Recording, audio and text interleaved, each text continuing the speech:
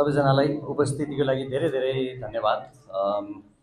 हाम्रो TCL ग्लोबलको team यो पछाडिको त मैले देखेको थिएँ रहेछ। यो त बाहिर जाने भनेर होला हैन, अलिकति प्लेन यताउता राखेर गर्नुभएको रहेछ। एनिवे सबैजनालाई स्वागत छ वन्स अगेन। हार्वर्ड युनिभर्सिटी पढ्ने भनेर हार्डवर्क युनिभर्सिटीतिर पठाउने ट्रेन्ड धेरै छ हैन। हार्वर्ड पढ्ने भन्दा अब स्टुडेन्टहरूलाई चाहिँ लाग्छ कि बाहिर गएपछि एकदमै राम्रो हुन्छ भन्ने खालको एउटा जुन झुक्काइन्छ, त्यो परिपाटी कन्सल्टेन्सीमा, एजुकेसन कन्सल्टेन्सीमा त्यसरी झुक्काएका स्टुडेन्ट्सहरू धेरै भेटिन्छ।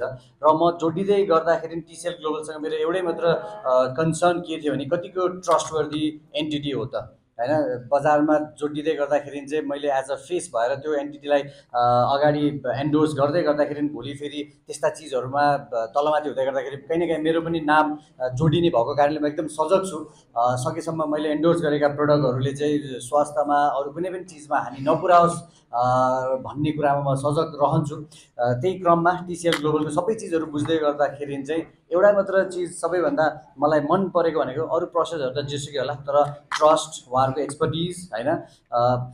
एउटै चिज सबैभन्दा ठुलो कुरा भनेको सायद डिसिजन मेकिङ होला। र राइट डिसिजन चाहिँ कहाँबाट आउँछ भन्दा प्रपर गाइडेन्सबाट आउँछ। कि पढेर जान्छ, कि पढेर जान्छ भने जस्तो, कि एक्सपिरियन्स हुन्छ हैन, कि एक्सपेरिमेन्ट हुन्छ। मैले लाइफमा धेरै एक्सपेरिमेन्ट गर्दा गर्दा गर्दा धेरै खालको एक्सपिरियन्सहरू गर्दा गर्दा गर्दा एउटा पोइन्टमा आएको छु जहाँ चाहिँ अहिले लाग्छ कि I can take more right डिसिजन्सहरू हुन्छ नि हैन। जति बेला म एसएलसी दिएँ, 11-12 दिएँ, त्यो बेलामा मलाई पनि बाहिर जाने एकदमै रहर थियो। सरलाई मैले सेयर गरेँ कि गरिनँ। मैले धेरैवटा देश अप्लाई गरेर रिजेक्ट भएर बसेको मान्छे हो। हार्डली मैले 4-5वटा देशमै अप्लाई गरेको थिएँ। अमेरिका, फ्रान्स, डेनमार्क, अनि अस्ट्रेलिया गर्ने बेलामा भुइँचालो आएर रोकेको। अस्ट्रेलिया चाहिँ लाग्थ्यो होला जस्तो लाग्छ है। अनि त्यो बेलामा मलाई लाग्छ प्रपर गाइडेन्स नभएर मैले धेरै भौतारिन परेको छ। मैले एउटा अनौठो चिज पनि गरेँ लाइफमा। मैले साइन्समा आइएससी साइन्स पढेँ पाटन क्याम्पसमा, +2 एचएसएबी म्यानेजमेन्ट पढेँ। मेरो घरमा खासै मम्मी बाबाहरू त्यस्तो पढे लेखेको होइन। मेरो एसएलसी डिस्टिङसन आयो तर मैले चाहिँ म्यानेजमेन्ट चुज गरेँ प्रसादीमा। अनि मलाई एउटा क्लासको साथीले तैँले चोरेर डिस्टिङसन ल्याएर दिएछस्, नत्र त तैँले साइन्स पढिहाल्थिस् नि भन्यो। अनि मैले सोचेँ यार एकदम यो डिस्टिङसन आउने फर्स्ट डिभिजनवालाहरू त साइन्स पढ्नु पर्ने हो, मैले त म्यानेजमेन्ट पढेँ। मलाई फेरि यो रुटिन वर्कसँग चाहिँ अलिकति कोही थिएन नि त गाइड गर्ने, के राइट के रङ थाहा थिएन।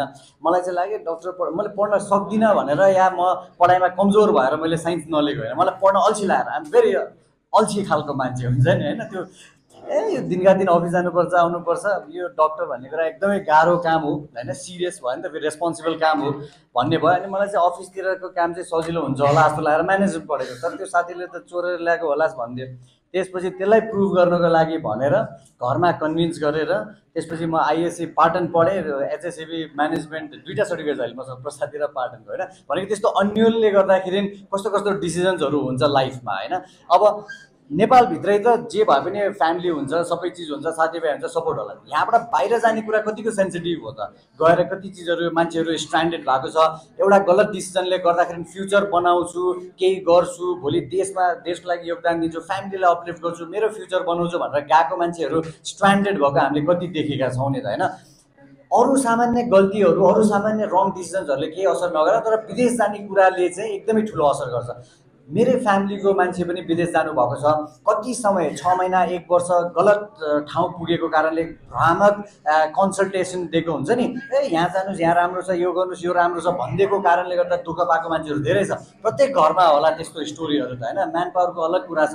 कन्सल्टेन्सी भनेको झनै सेन्सिटिभ हो, किनभने मेरो पनि 6 महिना वेस्ट भएको थियो। त्यस्तो पढाइ राम्रै भएको मान्छे, एसएलसी पछि 11-12 पनि डिस्टिङसन भएको मान्छे, अमेरिकाको भिजा अप्लाई गर्दाखेरि मेरो 6 महिना वेस्ट भयो। अत्तालिएर ला म त अब पछि पढ्छु, अरूभन्दा पछाडि हुन्छु, मेरो अब बिग्रिने भयो पढाइ भनेर म डराएर मैले अनेक कोर्सहरू लिएँ। मेरो पढाइ नै त्यस पछाडिबाट अनि ट्र्याकमा आउन टाइम लाग्यो। मैले पछि बिबिए एमबिए गरुन्जेल मलाई चाहिँ मैले गलत गरेँ कि सही गरेँ कि भनेर मलाई बुझ्नै टाइम लाग्यो।